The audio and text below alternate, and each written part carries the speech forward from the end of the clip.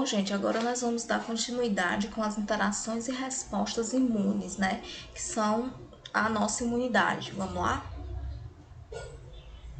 Então, a imunidade ela pode ser definida como mecanismos que o nosso corpo apresenta, né, para proteger-nos contra agentes estranhos, chamados de antígenos. Essa imunidade é o que protege o nosso organismo contra infecções e, portanto, problemas nessa área nos deixam suscetíveis a doenças. Então, quando estamos com o nosso sistema imunológico baixo, fragilizado, estamos suscetíveis a diversos agentes infecciosos. O homem ele está rodeado de uma grande quantidade de agentes infecciosos. São eles vírus, bactérias, fungos, protozoários e parasitas, que são multicelulares. Como esses organismos eles apresentam formas bastante diferentes, há necessidade de uma ampla variedade de respostas imunes para controlar cada tipo de infecção dessa. A maioria dos agentes infecciosos com os quais o indivíduo se defronta não penetra a superfície do corpo devido à dificuldade imposta por uma variedade de barreiras bioquímicas e físicas que fazem parte da resistência inespecífica do organismo. Exemplos dessas barreiras físicas, químicas e biológicas, então, é a dessecção, o pH externo, as barreiras epiteliais, o fluxo de fluidos, que é a saliva, urina, diarreia, químicos, lisozimas, ácidos graxos, ácidos gástricos, enzimas proteolíticas, os biológicos e a competição da flora local. A resposta imune inata atua no organismo inespecificamente, né? Ela não é alterada mediante exposição repetida do agressor e ela pode sofrer alteração em função do meio ambiente. São os fatores etários, genéticos, nutricionais, higiênicos, de saneamentos e até os psicológicos. Essa primeira linha de defesa está realizada através de células que compõem o sistema imune. Células relacionadas com respostas imune inata trata-se de grupos importantes de leucócitos, as células fagocitárias e os monócitos, os macrófagos e os neutrófilos primórfos e nucleares e os eosinófilos. Essas células, elas ligam-se aos micro-organismos, englobam seus agentes e destroem, né? Elas agem de forma bastante primitiva e não envolvem especificidade ou memória. Então, essa imunidade inata, ela é aquela imunidade primária, aquela que a gente já nasce com ela. Então, ela não é específica para cada vírus ou para cada bactéria, ela é como se fosse uma geralzona. A resposta imune, né, adaptativa é altamente específica essa para determinado patógeno e torna-se mais eficiente a cada contato subsequente com o mesmo agressor. É realizada com participação de outro grupo de leucócitos e linfócitos que agem contra o invasor, quer ele seja no interior de uma célula hospedeira, quer ele seja fluidos intersticiais ou no sangue. Os linfócitos são divididos em dois grupos, segundo funções especiais. Os linfócitos B e linfócitos T. Isso a gente já viu lá na anatomia. Estou só passando para vocês. Processo de desenvolvimento da imunidade, defesa do corpo contra infecções, né? Por meio de antígeno, substâncias que estimulam o organismo a produzir anticorpos contra agente infeccioso, vírus, bactérias e parasitas. Isso tudo é o que chamamos de imunização. Então, isso tudo são vacinas. A nossa imunização ativa se dá por vacinas. A imunização ativa ocorre quando você adquire imunidade a partir da aplicação de antígeno de 2 meios, patógenos inativados e alguns de seus componentes, que são as vacinas inativadas. E aí estão algumas delas. BCG, febre amarela, herpes zoster, pólio, rotavírus, tetra, tríplice, varicela, DT, hepatite B, influenza, meningo, pólio, raiva, HPV. Então, esses são grupos que temos, né, diversos grupos de vacinas. As vacinas, elas podem ser ativadas, né, podem ser de vírus vivos ativados ou atenuados. E essas vacinas é o que vai nos conferir imunidade ativa. Imunidade passiva, ela é obtida pela transferência do indivíduo de anticorpos produzidos de um animal para outro ser humano. Esse tipo de imunidade produz uma rápida eficiência e proteção, mas ela é temporária, durando poucas semanas ou meses. Então, eu costumo dizer que a passiva a gente entende assim: tudo que é dado dura pouco, né? Então, a passiva a gente já nasce com ela.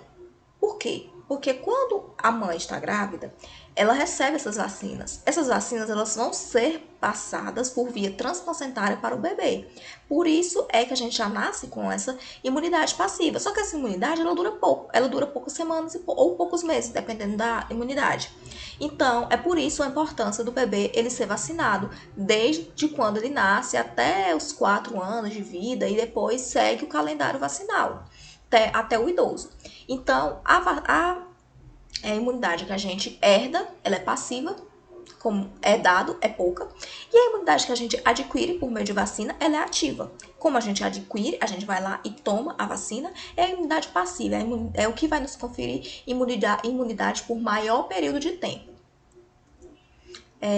Então, a parasitologia é a ciência que estuda o parasitismo, né? As pesquisas em parasitologia têm como objetivo identificar os processos de desenvolvimento de epidemias parasitárias, criar métodos de profilaxia de doenças causadas pelos parasitas, tanto em seres humanos, também nos animais, claro, e desenvolver seus tratamentos específicos.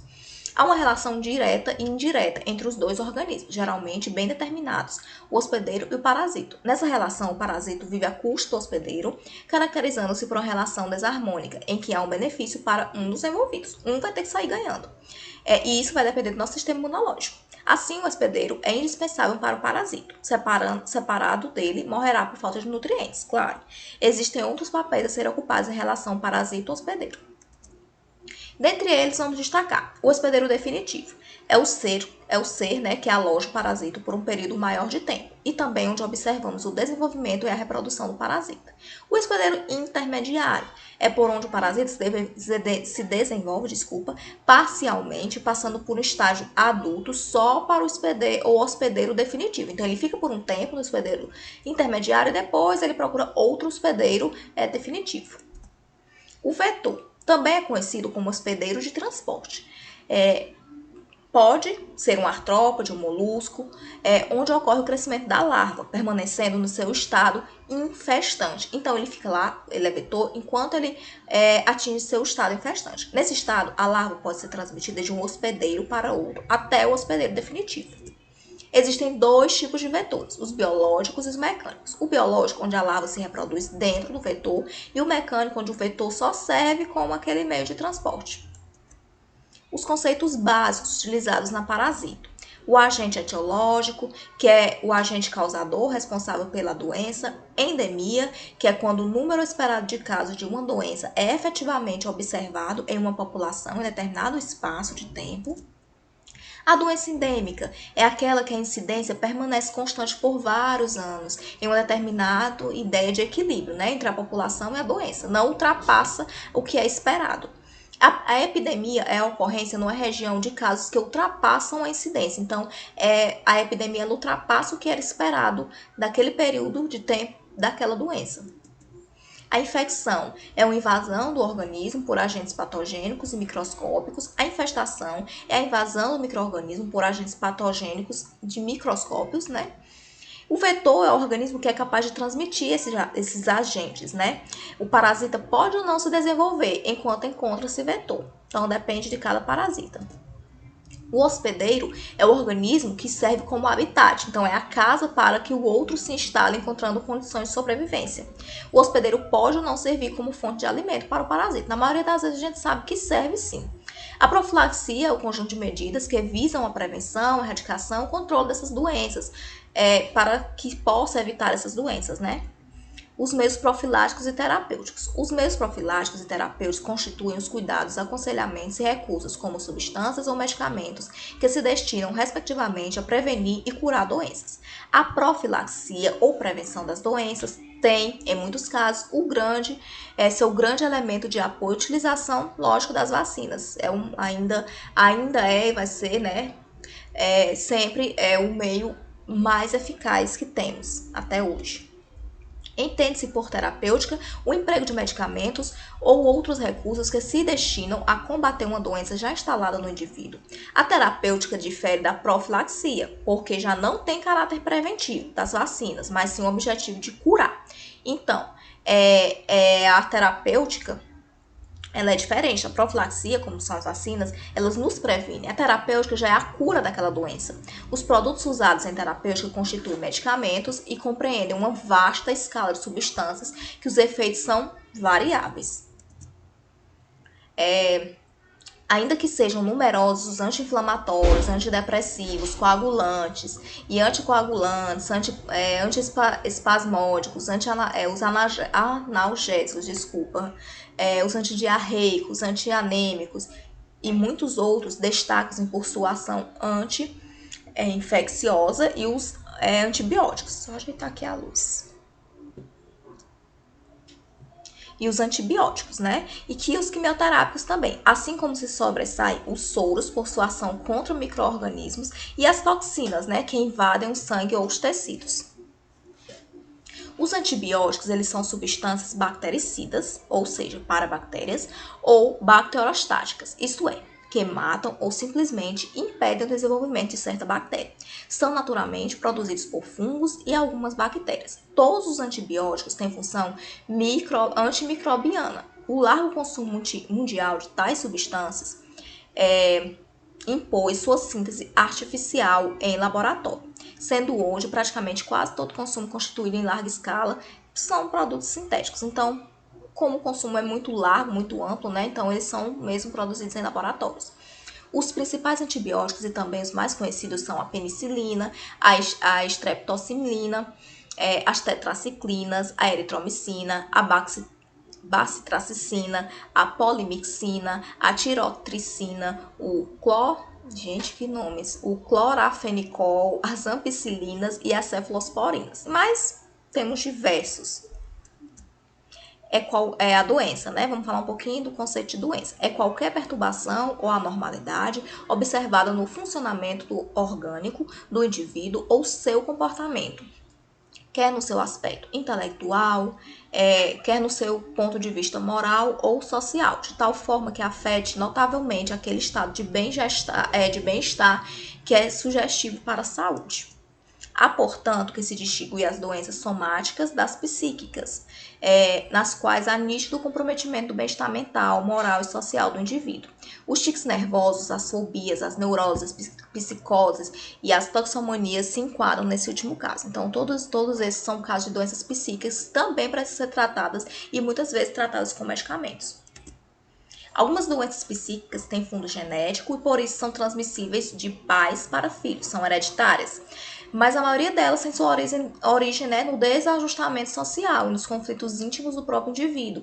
De forma geral, as doenças podem ser classificadas em adquiridas, congênitas e hereditárias. As doenças adquiridas são aquelas que o indivíduo contrai no meio em que vive, no decorrer do tempo, sem que houvesse qualquer um fator constitucional transmitido por hereditariedade. A doença é contraída como consequência da ação de um agente físico, químico, produtos químicos, como barbitúricos, cianetos, mecânico ou biológicos. Consideram-se congênitas as afecções decorrentes de desvio do desenvolvimento embrionário e aqueles que transmitem da mãe por via placentária para o filho. É essencial não confundir com doenças hereditárias, como veremos logo adiante. Então, as doenças congênitas são aquelas, vou citar um exemplo para vocês, como a sífilis congênita. Quando a mãe tem sífilis e não é tratada durante o pré-natal, é uma doença que é 100% tratável durante o pré-natal, mas a gente sabe que em alguns casos as mulheres não fazem pré-natal, e quando a mulher não faz o pré-natal, como eu posso dizer, eficiente, eficaz, e não trata essa doença, ela é passada por via transplacentária para o bebê. Então, ela é passada para o bebê, é uma doença que pode gerar inúmeras complicações, pode gerar cegueira, surdez, deformações congênitas. Então, é uma doença muito grave para o feto. Então, esse é um exemplo de doença transplacentária, de doença congênita. E após a contaminação transplacentária, o agente infectante pode ou não provocar alterações no conceito. Vai depender também da doença. A gente tem também a rubéola congênita, que já há muito tempo não se vê mais falar, mas existem várias, acarretando a ocorrência de malformações ou lesões irrecuperáveis.